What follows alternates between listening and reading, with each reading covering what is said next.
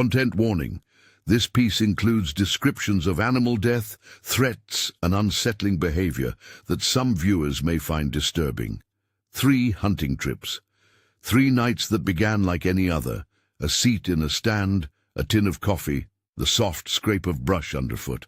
And each one ended with a question that refused to let the men forget. What was out there watching them? Today, I'll walk you through those accounts, one by one. I'll point out the small, telling details that line up across them, explain what the physical evidence appears to support and what it does not, and offer the most plausible conclusions we can draw from what the witnesses themselves reported. Stay with me to the end for the main takeaways. If this kind of deep dive into real, unsettling encounters is what you follow this channel for, please subscribe now. There's more investigative work like this on the way. The first account comes from a man who grew up hunting the private woodlands outside a small town in northern Pennsylvania. He knows that piece of ground like most people know the inside of their own house, where the deer like to feed at dusk, which ridgelines hold the wind, which stands a sunlit in January. It was late archery season. There had been a thin dusting of snow overnight, enough to show tracks, not enough to hide them. He drove his truck along the last rutted track, parked where he always parked, and eased through the brush to the ladder stand he'd been using for years. The ladder stand wasn't there. Where his seat should have been, a second stand, a portable ladder tied crudely to a different oak, leaned into the trees as if it had appeared overnight. One set of prints, single and deliberate, led straight to that stand. They were fresh, crisp against the thin snow, bootlaces a tread solitary in the white. They stopped at the ladder, as though whoever had climbed up had left no mark climbing back down. He tells it plainly. The trail came from the woodline, went up to the stand, and then simply ended. He waited. From the stand he could make out a man down on the ridge through a gap in the branches, a dirty grey hoodie, hunched. When the man saw him, he raised a hand in a weak wave, something like a greeting and something else at the same time. The hunter describes the motion as awkward, off, as if the man was trying hard to be casual and failing. Then the figure turned and walked a few paces deeper into the trees. There were no fresh prints leading away on the other side. He watched until the man dropped from sight. He remembers thinking at the time that the man had melted into the trees. Later it would feel worse than that, a missing continuity, as if a human presence had been slid into the landscape and removed again like a page from a book. A day or two later, on a different visit, the same hunter found things arranged in an order that was impossible to overlook. Thin strips of orange hunting vest, cut and tied at about eye height on saplings along a game trail. Not the bright, safety-conscious flagging a landowner uses to mark a path, but ragged lengths tied at varying heights, fluttering softly like warning banners. Then he found them. A squirrel and a rabbit wired to sticks, a crow impaled on a length of twig and balanced on a forked branch. The carcasses were placed not on the ground, but up off it, displayed at head height. Under one of them, a boot had been scribbled into the snow in a crude circle, a boot print traced out and left like a signature. When he followed the trail of signs to the tree line, he found his own backpack. Someone had taken it from where he'd left it in the open, carried it to the edge of the woods, and laid every small item out like inventory. A hunting license, a flask, a pack of cigarettes, a single glove arranged beside a pocket knife. The backpack itself was open, registration papers placed on top, as if the person who had done this wanted the owner to see what had been handled. When he described it later, he used the word that kept coming back to him, inspection. It felt, he said, as though someone had been looking him over at a distance and, having checked what they wanted, had given the scene back. There are 2 elements here that need separating when we try to make sense of what happened. The first is the physical. Fresh prints, a stand that was not his, tied orange strips, hung carcasses, an arranged backpack. These are things that somebody or something put there.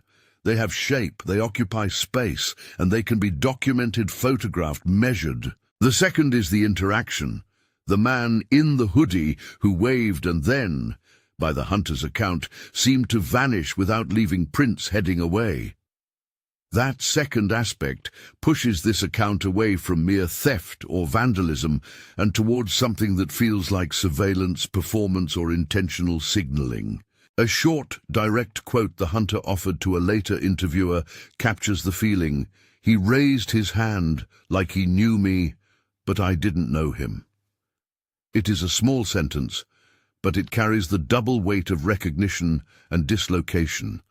The sensation of being observed by someone who thinks they recognize you while you know you have never seen them before. Before any of the symbolic signs appeared, the first alarm bell should have been the prints ending at the ladder. There are a few ordinary explanations for that. The other set of prints could have been masked by later fresh snowfall. They could have been washed away by wind, or the person might have used some contrivance to climb down a steep embankment that did not leave a clear trail. None of these fit neatly with the rest of the scene. The tied orange strips were deliberate, not accidental. The carcasses were cut and mounted in a way that suggested hands rather than beaks or natural predation.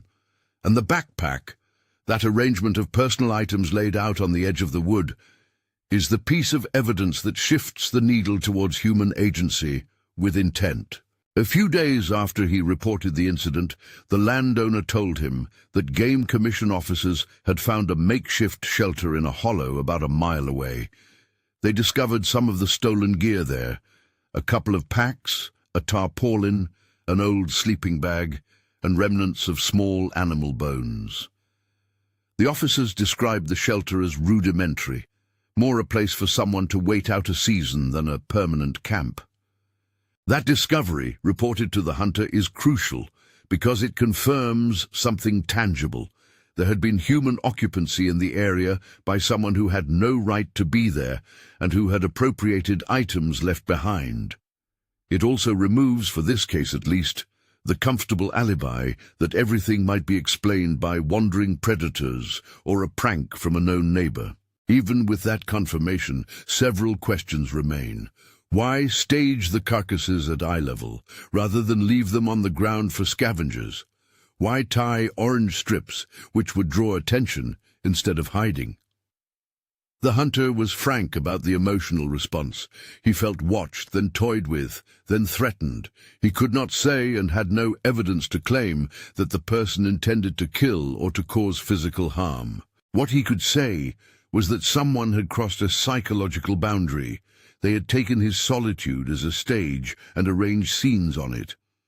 Investigatively, there are three plausible explanations that align with the physical evidence and the later discovery of the shelter, and none of them can be declared definitive. The first is straightforward criminality.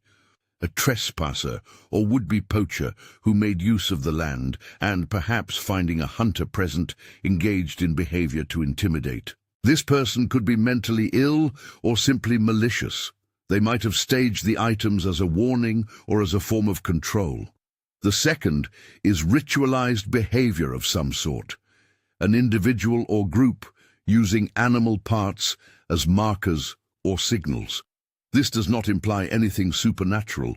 Groups and individuals sometimes use grotesque displays to demarcate territory or to warn others away.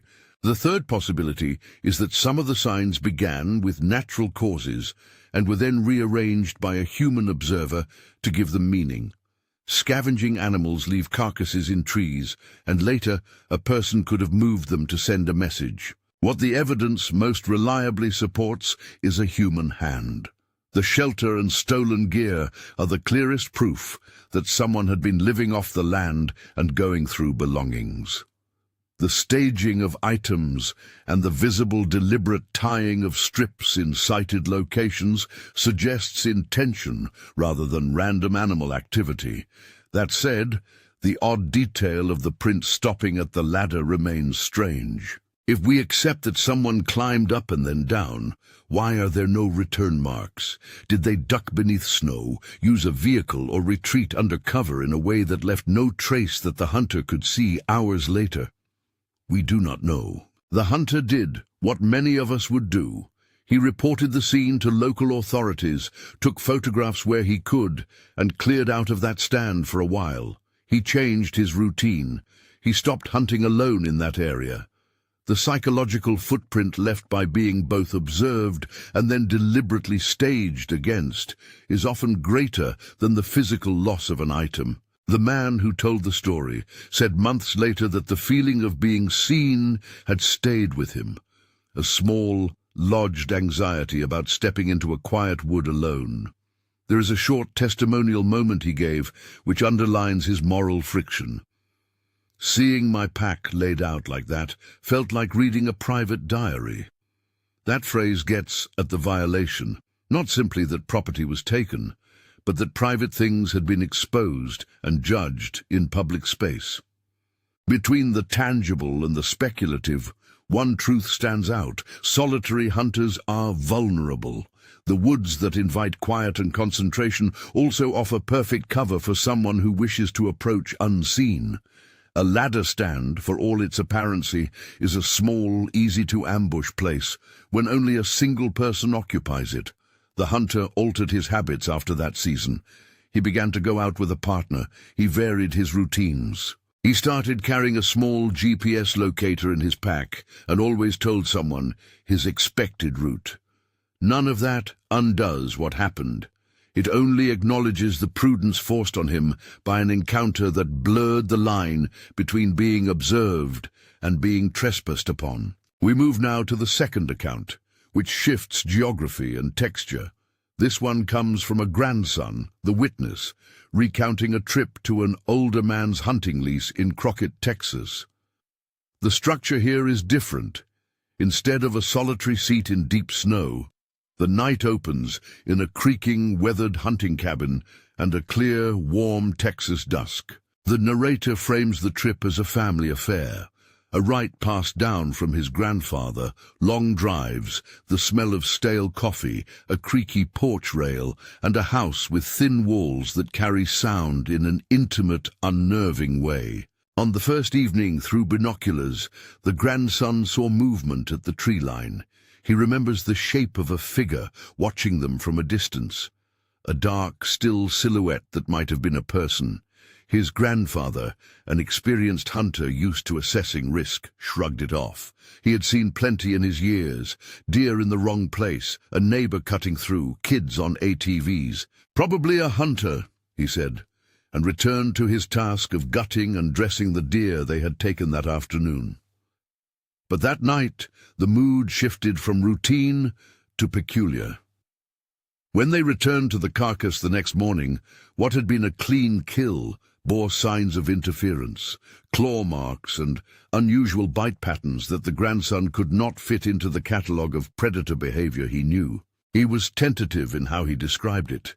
Choosing not to overreach, he said the deer looked as though something had been at it after the shot. But some of the marks didn't match coyotes or bobcats the men expected in those parts. That unease escalated on the second night. The narrator heard a sound outside the cabin that made his skin tighten, a scratching at the screened window as if fingers or claws were sliding along the mesh. He lay awake and listened to the old house breathe. Later, in the small hours, the thing that most unnerved both men arrived in the form of a scream. It is difficult to render a sound in words, but I'll try to be precise because the identification of that scream proves central to the story. The grandson said it didn't sound like anything I'd ever heard.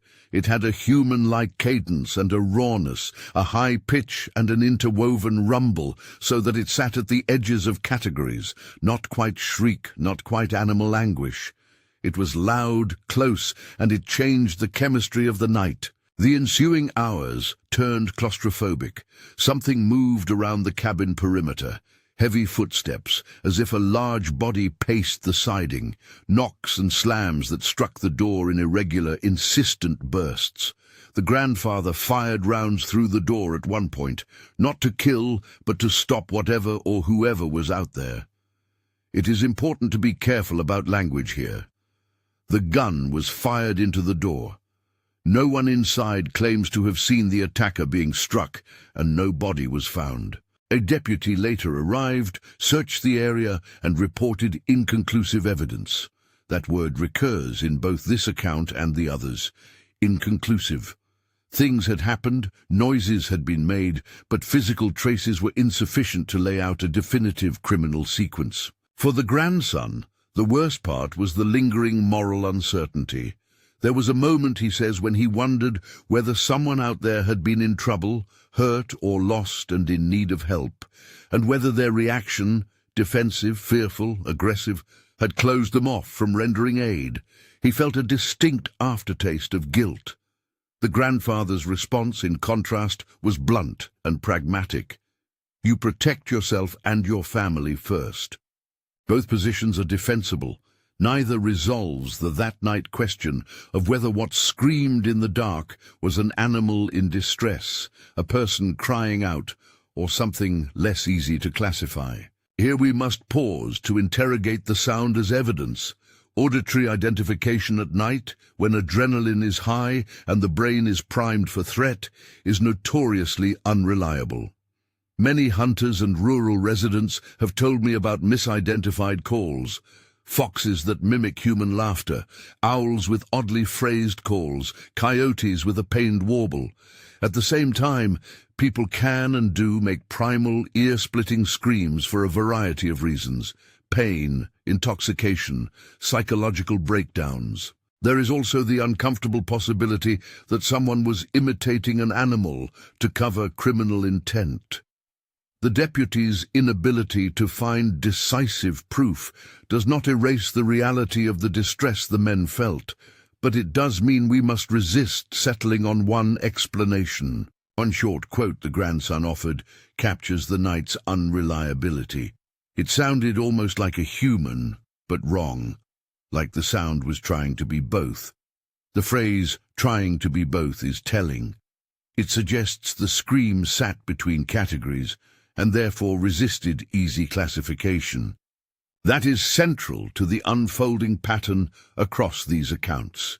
Each contains an element that looks like human action, and an element that looks like natural animal behavior, and the mind wants to pin one label to the whole even when the evidence refuses. The grandfather's shooting through the door is another complicated point. Firearms used in defense in remote settings carry both legal and moral weight. From the grandson's telling, the shots were intended as a deterrent to make whatever was outside retreat. Whether that action contributed to resolving the immediate threat, or whether it escalated the danger by provoking whoever or whatever was outside, cannot be proven from what we know. What is clear is the effect on the family. The house that had once been a refuge became, in that night, a besieged place. They packed up and never returned. That decision, to abandon the lease and not go back, is a human-scale consequence, a clean, concrete outcome to a messy, equivocal event. We've now moved through a solitary stand in snowy Pennsylvania, where staged signs and a discovered shelter point towards human trespass, and then to a family cabin in Texas, where an odd scream and a night of siege left practical questions unresolved. Both accounts share a common structural arc, an initial perception of being watched or observed, followed by an escalation in which physical signs appear and the possibility of direct threat becomes tangible. In one case, the evidence of human trespass was solid. In the other, the evidence remained ambiguous but emotionally decisive. It is helpful at this point to pause and reflect on patterns before stepping into the third account. Across just these two stories, certain motifs recur: observation that precedes action, staging or rearrangement of objects at the edge of the witness's field of vision, auditory phenomena that resist clear classification, and a decisive behavioral response. reporting to authorities, firing a warning shot, withdrawing from the ground. Each man reacted in a way that preserved life and limb. None of them insists they caught the complete story on camera or can point to incontrovertible proof that would satisfy a court. We will pick up with the third account shortly. Before I do, a brief note on safety and responsibility. If you ever find personal items of a hunter or see evidence of clandestine sheltering like tarpaulins and sewn hides, contact your local police or game warden. Do not attempt to confront unknown individuals yourself. The men in these stories acted to protect themselves first. That is a reasonable posture in isolated settings. Now, the third account brings us to a mountain camp and a group dynamic that shifts the psychology of threat in important ways. This one involves three friends: Kyle, the experienced leader, Connor, who lightens tension with jokes, and the narrator, who came on the trip partly for the company and partly to escape an overfull head. They hiked in, carrying coolers and chairs, pitched a minimal camp and settled around a fire. The first night was close to idyllic. Beer, stories, the low crackle of flames, the rhythm of bones and laughter that makes a long day feel well used. At first, whatever watched them did so from a distance. A scream echoed across the valley, distant at first, then sharper, as if the caller had moved closer. The men passed it off as coyotes or a fox. Night sounds in the mountains can be strange, and men who come to the wilderness expect to hear life doing what life always does. But coincidence stacked into pattern. The first night someone found one of their foldable chairs tipped over and a cooler with its lid askew. The second night they found food that had been moved, some packets gnawed and relocated, and a trail of small disturbances leading away over the ridge. The group laughed it off as either raccoons or some young animal. They joked about ghosts and started up old stories to keep the mood buoyant. Connor teased Kyle about wearing all the gear, and Kyle responded with a grin and an eye for the ridge, where a dark shape had been seen earlier. The third night, everything changed. The scream came directly to the camp now, a raw, piercing sound that did not belong to any animal the narrator recognized from trips and reading. It came from inside the circle of trees surrounding their tents, a scream that seemed to erupt between the three of them, as if some invisible mouth had opened in their middle. Tents were scraped at, fabric torn where claws might have hooked. One of their tarps was half dragged away, and a cooler had been rolled and set on its side in a precise motion, as if whoever moved it wanted them to notice. Footsteps ran through the campsite in the dark, not an animal skittering, but the sound of someone moving with weight and intent. Panic is an imprecise word. It dissolves into a series of actions. The men shouted, they fired warning shots into the air, they gathered into one tent and locked its zip. They jammed into that small synthetic world and listened as something circled the perimeter, pausing, scraping, making the night feel impossibly near. In the morning, they found little in the way of physical proof.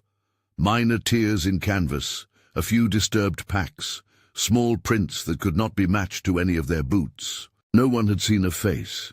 That absence, the presence of intrusion without a visible intruder, contributes to the sense of being toyed with.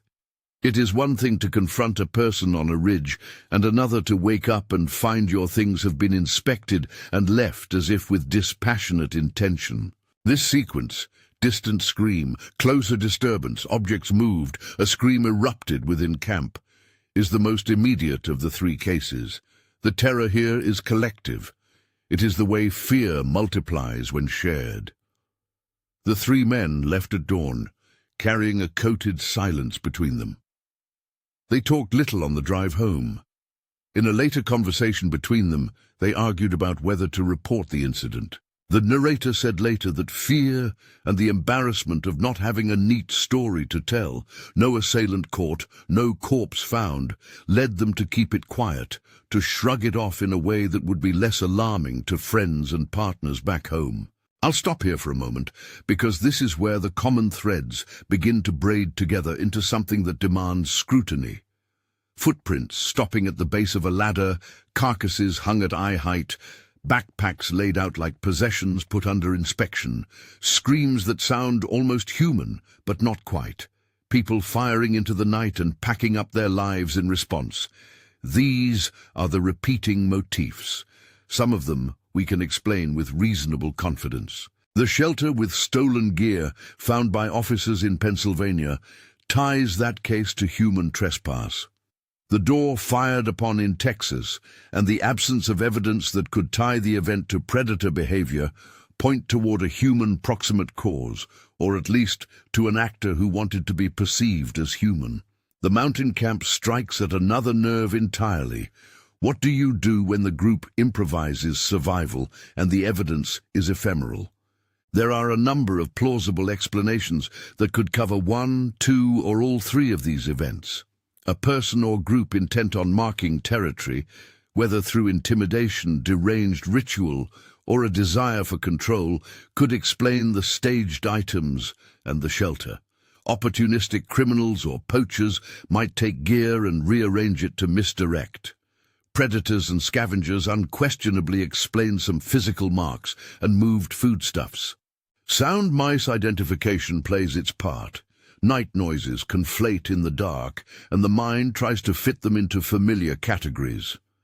Psychological amplification, that is, once you believe you are being watched, you are more likely to interpret a snapped twig as a stalking footstep, compounds the problem. Yet none of these hypotheses fully accounts for every detail in every case. Ritualized hanging of small game at eye level feels unlikely to be purely animal behavior. The one confirmed shelter and the recovered gear in Pennsylvania point strongly to a human presence engaged in prolonged occupancy.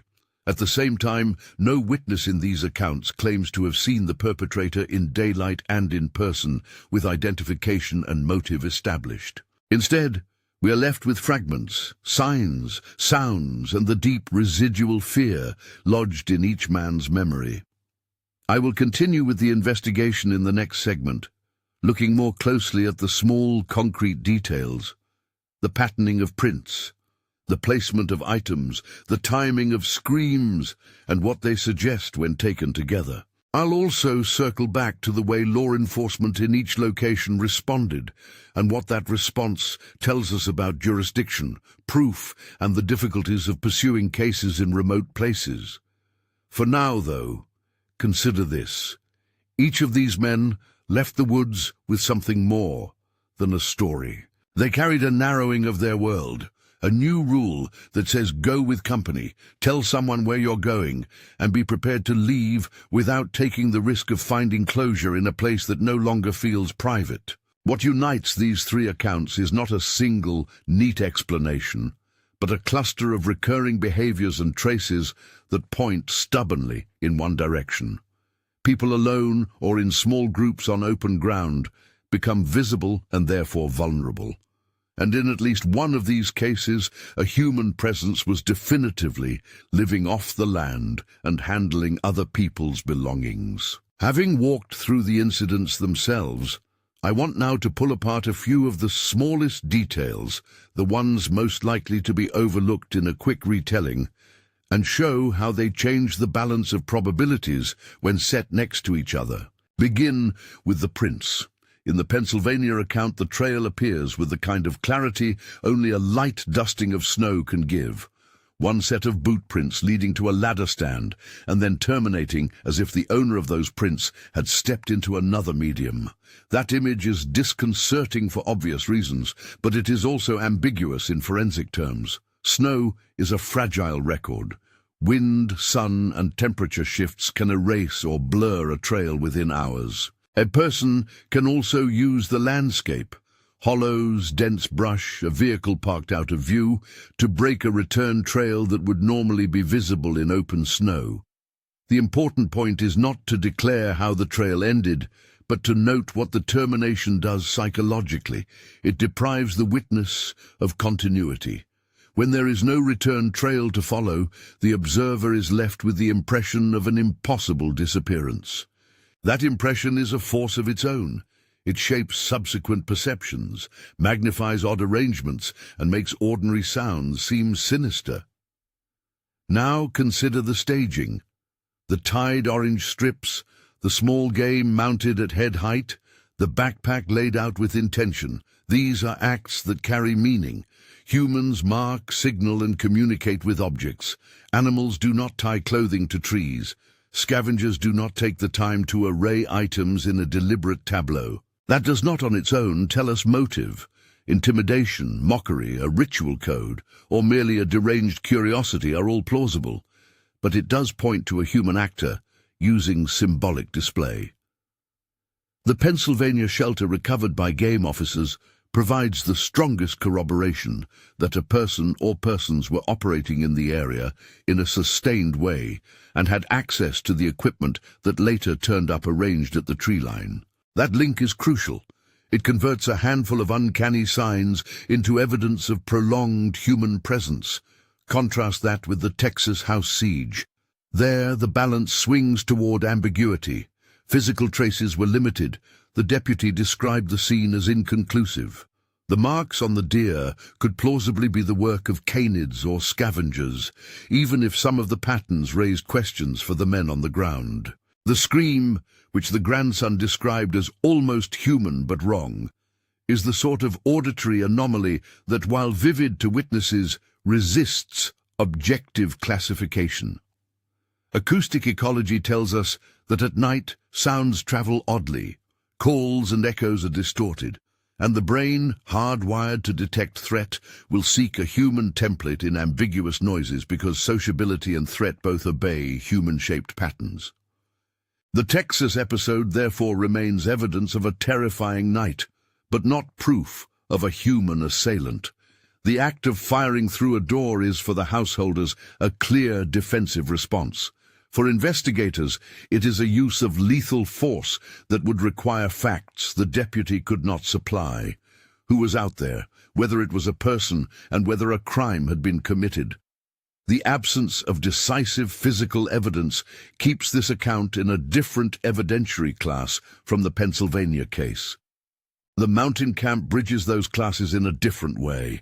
The intrusion into a group's shared space, chairs upended, coolers rearranged, a scream that appears suddenly within the camp's perimeter, transforms the terror from individual to communal. Group dynamics matter here. Fear is social, it spreads and amplifies. What might be shrugged off alone is hard to ignore when three people wake and find their things altered. Yet the third group never secured corroborative proof. They left at dawn with only minor damage and small, probably human-sized prints that could not be matched. Their decision not to report the incident is revealing, not in a way that blames them, but in a way that explains why these events rarely enter public consciousness or legal processes. People unsettle their own reputations, expose themselves to ridicule or suspicion, and may lack the appetite to press an investigation that promises no clear resolution. Taken together, these three narratives disclose a pattern: observation, staging or rearrangement, auditory anomalies, and a legal landscape that often ends in inconclusiveness. From the evidence, we can reasonably assemble a ranked set of explanations while keeping a strict distinction between what is supported and what remains speculation. First, the explanation best supported by tangible proof in at least one case is human trespass and staging. The shelter found by Game Commission officers, the recovery of gear, and the deliberate manner in which items were displayed point toward a human actor or actors.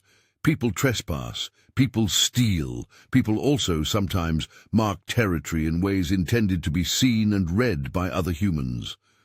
That pattern explains the orange strips, the placed carcasses, and the arranged backpack. It also explains the psychological impact. Being observed and then having that observation turned into a message is a form of social violence that leaves no bruises but wreaks measurable long-term effects on a person's behavior. Second, wildlife activity is a credible explanation for some of the physical disturbance. Coyotes, foxes, and other scavengers will chew through coolers, nibble at food, and leave the messy remains of a carcass in ways that can look odd to an untrained eye. Claw marks and bite patterns on a deer can often be accounted for by canid feeding, particularly if the kill was not promptly recovered or properly stored. Yet dissimilarities in patterning, elevations of carcasses to eye level, and the presence of human-made ties and knotted cloth complicate a straightforward wildlife explanation for all elements in these stories. Third, misidentification and psychological amplification play a role in the auditory components. Night noises are notoriously deceptive. Owls, foxes, and even distant human voices can be misperceived as something else, particularly under stress. The scream in the Texas story sits here, a haunting sound that evaded classification and therefore remains a key uncertain data point. Importantly, misidentification is not a dismissal. It is an explanation for how credible witnesses might arrive at very different conclusions about the same stimulus. Fourth, a smaller but non-negligible possibility is deliberate deception or staging by people wanting to create alarm. Whether as prank, pathology, or malicious intent to drive people off land, there is historical precedent for human actors manufacturing scenes to suggest supernatural or animal threats.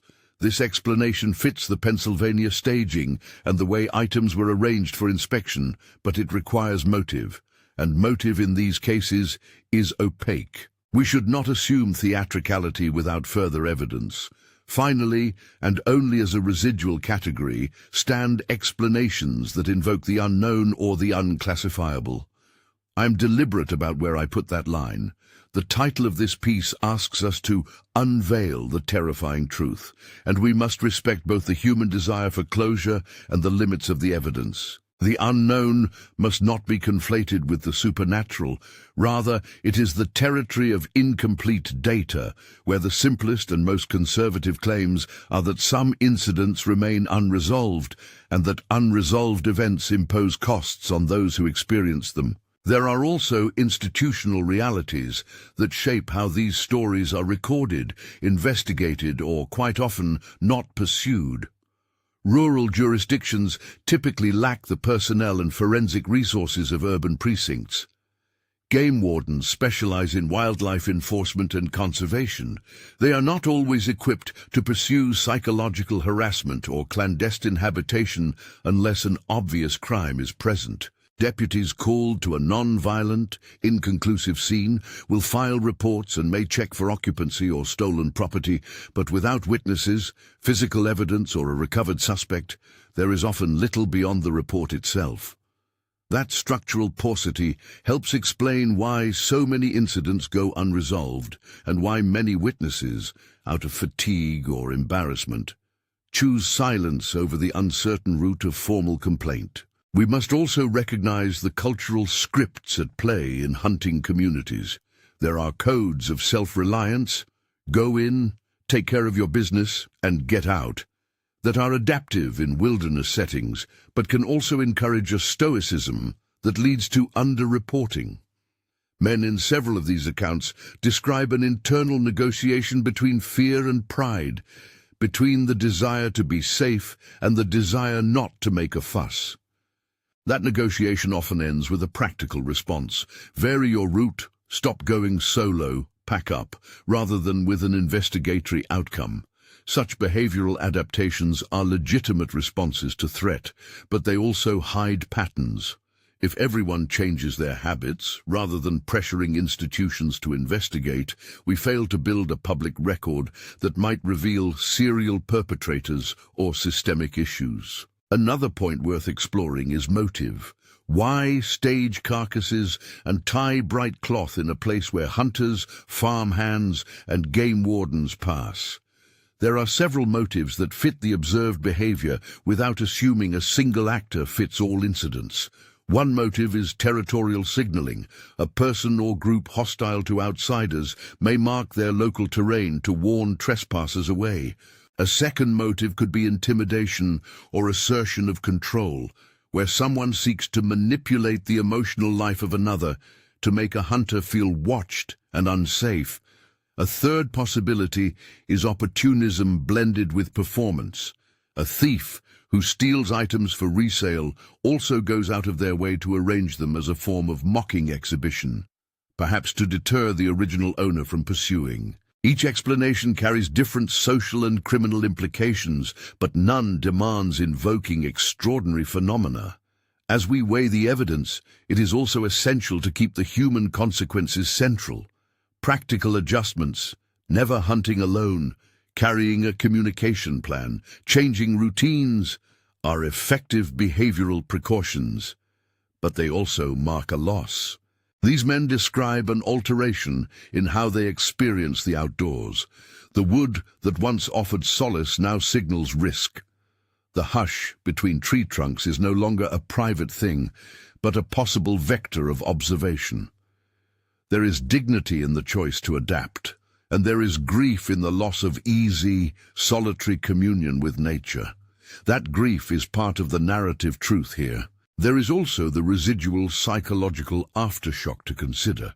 The accounts share not only nocturnal terror, but after effects of anxiety, disrupted sleep, and a revising of personal ethics about intervention. The grandson worried whether the person outside might have been in trouble. The Pennsylvania hunter felt a violation that lingered as a form of hyper-awareness. The mountain men felt embarrassed and uncertain about whether to report an event that left little trace. These are real outcomes. They matter, and they should be treated as consequences, deserving of recognition and, where appropriate, support. If you have been through similar experiences and feel burdened by them, consider reaching out to a local support line or community resource. Details and links I'll place in the description and pinned comment where appropriate. So what is the terrifying truth we can responsibly unveil from these 3 episodes? It is this: the woods do not always keep their secrets well, but they shelter people who may want to remain invisible. Among the possible actors, human trespass with malicious, performative, or opportunistic intent is the best supported explanation for some of the most disturbing signs recorded here. Wildlife behavior explains some physical marks and provides a clear, non-malicious account for certain disturbances. Auditory ambiguity explains much of the emotional terror, but does not explain staging. The pattern of observation followed by staging and then withdrawal is a signature that, when found across multiple places, tips the balance toward human agency, at least in part. What is most unnerving is not a single unknown monster, but the knowledge that people can and do operate in those liminal spaces between landowners, hunters, and law, and that their actions can be designed precisely to unsettle. This conclusion ought to sharpen a few practical takeaways without sliding into prescriptive or dangerous territory. First, you are safest when you are not alone. That is a cultural truth in hunting communities, and these stories reinforce it. Second, if you encounter signs that suggest somebody has been living on the land or handling your equipment, report the findings to the appropriate authorities, local police, game warden, or sheriff, and document what you find with photographs if it is safe to do so. Third, do not confront unknown individuals on your own. De-escalation and safety come before retrieval of property or proof. I frame these as common-sense outcomes of the narratives we have explored, not as an exhaustive safety plan. Where to find local contacts and resources, I will link below. There is also an ethical consideration about telling these stories. The men who shared their experiences did not seek the spotlight. They sought, in some cases, only to make sense of what had happened to them. It is easy, when retelling, to slide into horror movie tropes or moralizing judgments about what the witnesses should have done. That would be unfair and counterproductive. The witnesses acted according to the gradient of fear they faced and the practical constraints of their environment. Their responses, whether to fire warning shots, to leave, or to report, were human responses to ambiguous threats. That ambiguity is part of what makes these narratives instructive. They force us to confront how little information we have in isolated places and how much we rely on social structures to interpret and respond to risk. Finally, a note on reporting and on community. These incidents are, by their nature, underdocumented. People hesitate to speak. Cases without bodies, without video, without a clear suspect slip into the archive of weird things and fade. That is why community-based reporting matters. If you have a similar experience, consider submitting a report to local authorities. You may also choose to share your story in a moderated forum where patterns can be collected without compromising personal privacy or safety. When you do share publicly, avoid posting exact locations, personal identifiers, or details that could endanger others. I will place guidance and a moderation note in the description on how to share safely. To close the investigation where it began, these men went to the woods seeking something ordinary: solitude, a challenge, tradition. They returned with narratives that changed how they walk through those same places. The truth that can be responsibly unveiled from their accounts is not a single, dramatic revelation, but a composite of small certainties. That people live off the land in ways that sometimes trespass, that staging and rearrangement of objects signal human intent more reliably than any eerie sound, that nighttime auditory experiences are easily misread, and that institutional limitations often leave such events unresolved. The most unsettling, perhaps, is the everydayness of the threat. The knowledge that the person watching you from the trees might be another human being with the power to unsettle your life forever. If this investigation has resonated with you or stirred memories of your own, please consider sharing a brief, anonymized account in the comments below. If you do, omit specific locations and identifying details. If you experience similar disturbances and need to report them, contact your local police or game warden. I'll link general guidance and local reporting contacts in the description. If this channel's kind of careful, evidence-oriented exploration is useful to you, subscribe and share this video with someone who spends time alone outdoors. Not to alarm them, but to remind them that vigilance and community make a real difference. They left the forest alive, yes, but each of them carried back something that could not be photographed or filed away. A narrowed sense of trust in places that had once been open, and a small, persistent question about what it means to be watched in a landscape we assume is ours. Unveiling the truth here may not exercise that question, but it shows us where to look and who to tell when the woods stop belonging only to you.